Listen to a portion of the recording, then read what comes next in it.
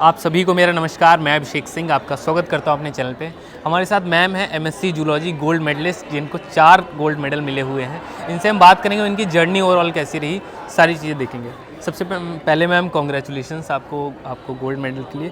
पहले ये बता दीजिए कि 4 गोल्ड मेडल किस चीज़ के हैं? 4 गोल्ड मेडल मुझे मिले हैं अलग अलग कैटेगरीज़ में। ओके। मैं क्योंकि मास्टर्स में मेरा ऑनर सब्जेक्ट जूलॉजी था, तो एक जो मेडल है वो मेरा पूरा एमएससी में हाईएस्ट मार्क्स के लिए है।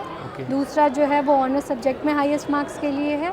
तीसरा गर्ल्स हाईएस्ट के लिए है और चौथा ओवरऑल सब्जेक्ट्स में अप टू फर्स्ट ईयर के लिए है। ओके। आपका यूजी यहीं से था?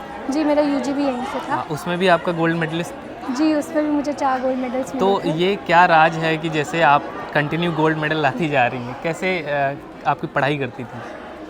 इसका राज तो मतलब मेन फैक्टर तो यही है कि मैं क्लास में हमेशा से रेगुलर रही थी और टीचर्स जो कुछ भी पढ़ाते थे वो मेरे नोट्स में आपको मिल जाएगा।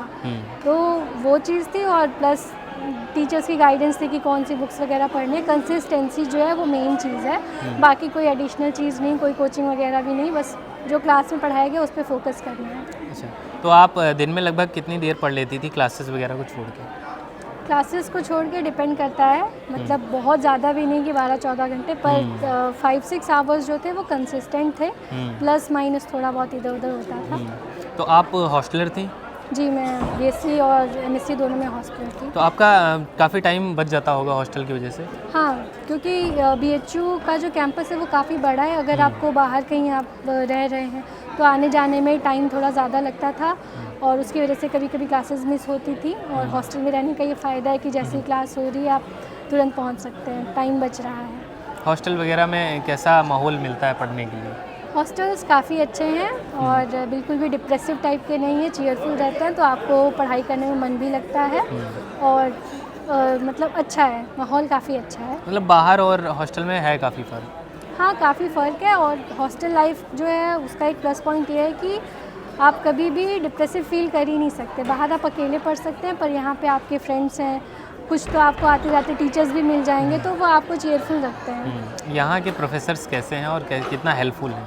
हमारे डिपार्टमेंट के प्रोफेसर्स बहुत ज़्यादा अच्छे हैं और एकदम पेरेंट्स के जैसे या उनसे कई ज़्यादा हेल्पफुल हैं, तो बहुत अच्छे हैं। पर्सनल आप जैसे एक स्टूडेंट डाउट वगैरह पूछते रहते हैं क्लास में, तो आप कौन सी थी? शांत बैठी रहती थी कि हाँ मैं एग्ज़ाम में दिखाऊंगी अपनी, और या कनेक्टेड रहती थी? नहीं, मैं कनेक्टेड रहती थी, मैं काफ़ी सवाल पूछती थी, मैं ऑब्जेक्शंस करती थी और मैं टीचर्स के कॉन्सेप्ट्स को चैलेंज भी करती थी, शांत नहीं रहती थी। अच्छा, मतलब एकदम कनेक्शन बना जी रहता था जी। टीचरों से? तो टीचर्स का जो इंटरेक्शन है क्लास में काफ़ी अच्छा रहता है।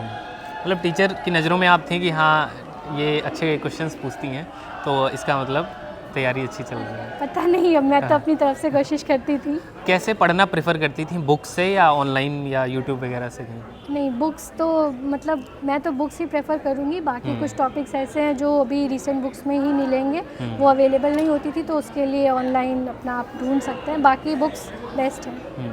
सीयूईटी पीजी की तैयारी आपने मतलब की होगी या ऐसे ही मतलब निकल गया था कि आपने उतना अच्छा पढ़ लिया था? सीयूईटी पीजी के जो मेन कॉन्सेप्ट्स हैं, रीजनिंग वगैरह छोड़ दीजिए, तो वो यहीं के सिलेबस से कवर हो गए थे, बस आपको रिवाइज़ करना था और थोड़ा बहुत आप एडिशनल देख सकते हैं, बाकी यहाँ का सिलेबस काफ़ी है।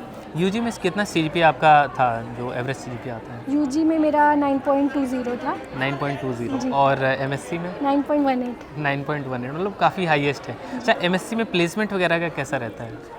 एमएससी में हमारे डिपार्टमेंट से डायरेक्ट प्लेसमेंट्स तो नहीं है। हमारे यहाँ जैसे रिसर्च पे ज़्यादा फोकस किया जाता है, तो ज़्यादातर जो पढ़ाई है वो रिसर्च ओरिएंटेड रहती है, बाकी प्लेसमेंट्स नहीं है। एमएससी जूलॉजी जैसे आप रिसर्च में, तो आपका फ्यूचर प्लान क्या है? मेरा प्लान रिसर्च में ही है, क्योंकि शुरू से ही ऐसा माहौल मिला है कि हम रिसर्च को प्रेफर करते हैं और तो मेरा भी उसी डायरेक्शन में जाने का। CSIR नेट आपका मतलब टारगेट है अभी? जी जी, अभी दिसंबर में है। तो कैसे उसकी तैयारी कर रही हैं? उसकी तैयारी सिलेबस बेस्ड है।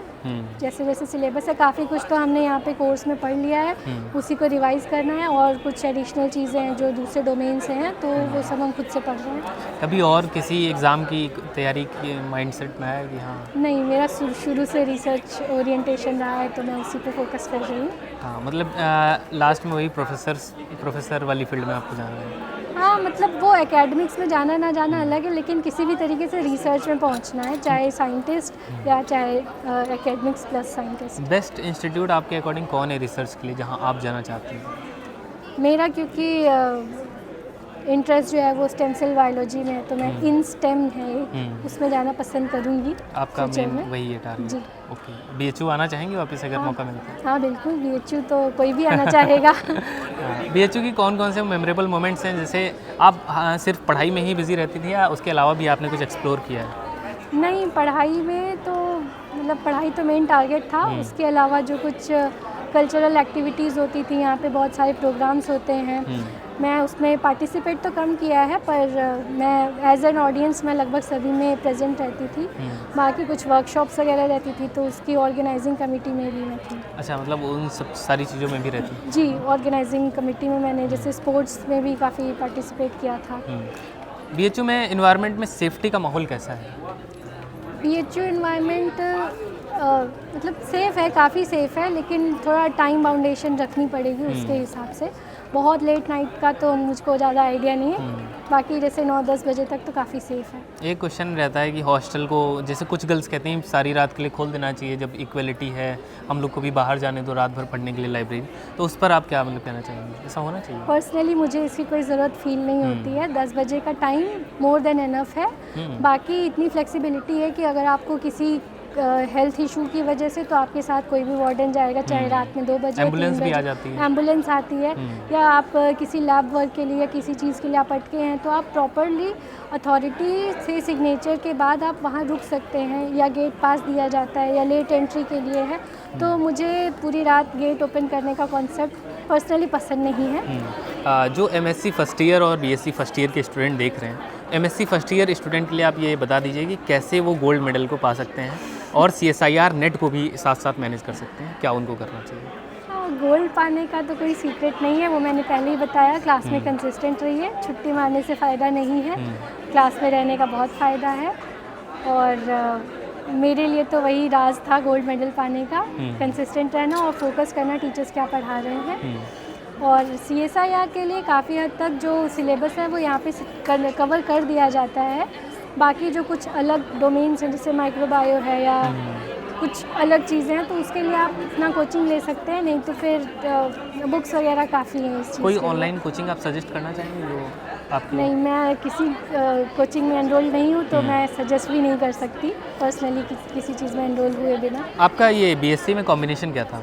BZC, बॉटनी BZC, मतलब जूलॉजी, केमिस्ट्री को भी आपने मैनेज किया है? जी। तो कैसे उस चीज़ को आपने मैनेज कर लिया? केमिस्ट्री, क्योंकि 12th के बाद 12th तक तो हम केमिस्ट्री पढ़ते हैं। क्योंकि आपका गोल्ड मेडल है तो आपने उसमें बहुत अच्छा किया होगा फिर। नहीं तो 12th तक तो हमारा रहता ही है, तो बेसिक्स फोकस करेंगे क्लास में, उतना तो पढ़ लिया जाता है। चलिए, thank you so much, all the best आपकी जर्नी के लिए, बहुत अच्छा लगा। Thank you sir.